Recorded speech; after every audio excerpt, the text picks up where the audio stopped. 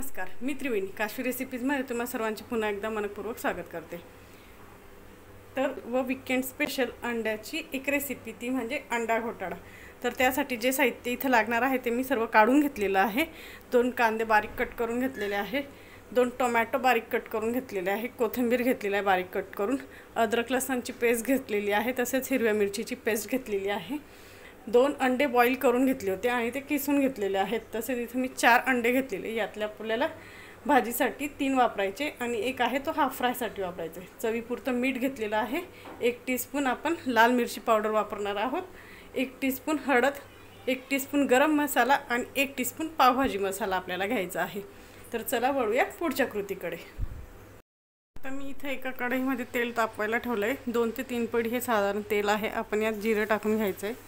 जिरं तडतडलं की आपण यात टाकायचं आहे बारीक कट केलेला कांदा।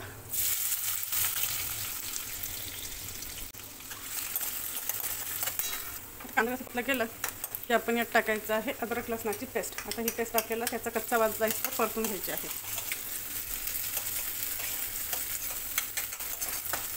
अद्रक लसणाची पेस्ट व्यवस्थित परतली गेली की त्यात टाकायचे हिरव्या मिरचीची पेस्ट। ही पेस्ट अगदी ऑप्शनल आहे, तुम्ही मिरच्या कट करूनही टाकू शकतात किंवा लाल मिरची पावडर जर आवडत असेल जास्त तर लाल मिरची पावडरही टाकू शकतात। ही पण व्यवस्थित परतवून घ्यायची आहे। आपली हिरवी मिरचीची पेस्ट पण व्यवस्थित परतली गेली। आता आपण यात टाकूया टोमॅटो बारीक कट केलेला आणि हा टोमॅटो आपल्याला नरम होईल तर परतवून घ्यायचा आहे। आता आपला टोमॅटो व्यवस्थित परतला गेलाय आणि तेलही सुटायला लागलंय। आपण यात टाकून घेऊया आपले कोरडे मसाले। 1 टीस्पून लाल मिरची पावडर, 1 टीस्पून हळद, 1 टीस्पून गरम मसाला, 1 टीस्पून पावभाजी मसाला। हे व्यवस्थित मिक्स करून घेऊया।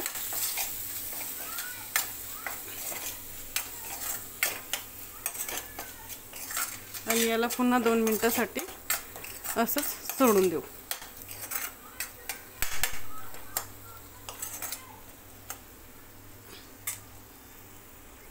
2 मिनिटं व्यवस्थित परतल्या गेल्यानंतर आता आपण यात टाकून घ्यायचं आहे चवीपुरतं मीठ,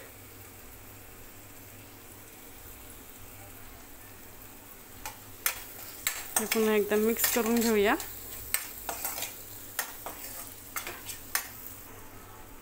आता तुम्ही बघू शकता किती छान तेल यायला लागले। पण आता ह्या स्टेजला आपण आपले जे उकडलेली अंडी होती किसून घेतलेली ती टाकून घ्यायची आणि मिक्स करायचं आहे।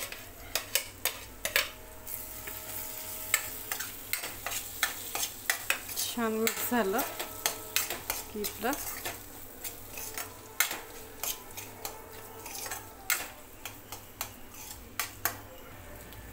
उकडलेली अंडी छान मिक्स झाली की यात बारीक कट करून घेतलेला अर्धा कोथिंबीर मी टाकत आहे, अर्धा अजून राहू दिलेला आहे।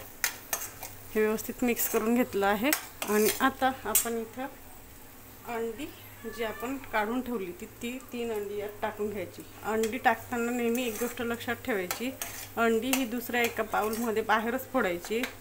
बाय चान्स कधी ती खराब निघू शकतात, म्हणून अंडी नेहमी एका दुसऱ्या बाउलमध्ये फोडून त्याच्यानंतरच ती भाजीत टाकायची। आता हे व्यवस्थित आपण मिक्स करून घेऊया।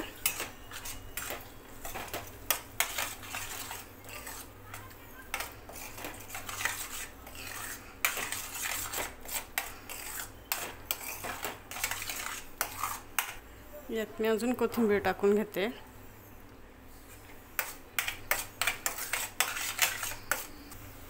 आता 4 ते 5 मिनिटं व्यवस्थित परतून झाल्यानंतर म्हणजे शिजू दिल्यानंतर आपली जी आहे अंडा घोटाळा ही भाजी तयार झालेली आहे। पण यातली जी एक मेन गंमत आहे ती लास्टला आहे, ती मी तुम्हाला आता दाखवणार आहे।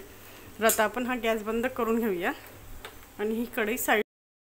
अंडा घोटाळ्याची लास्ट स्टेप करण्यासाठी मी इथे एक पॅन ठेवून घेतलेला आहे, ते गरम झालेलं आहे। त्यात आपण आता बटर किंवा थोडंसं तेल टाकून घ्यायचं। जोवर आपलं तेल गरम होतंय आपण इथं पॅन गरम होतंय तोवर आपण इथं भाजी सर्व करून घेऊया अंडा घोटाळ्याची।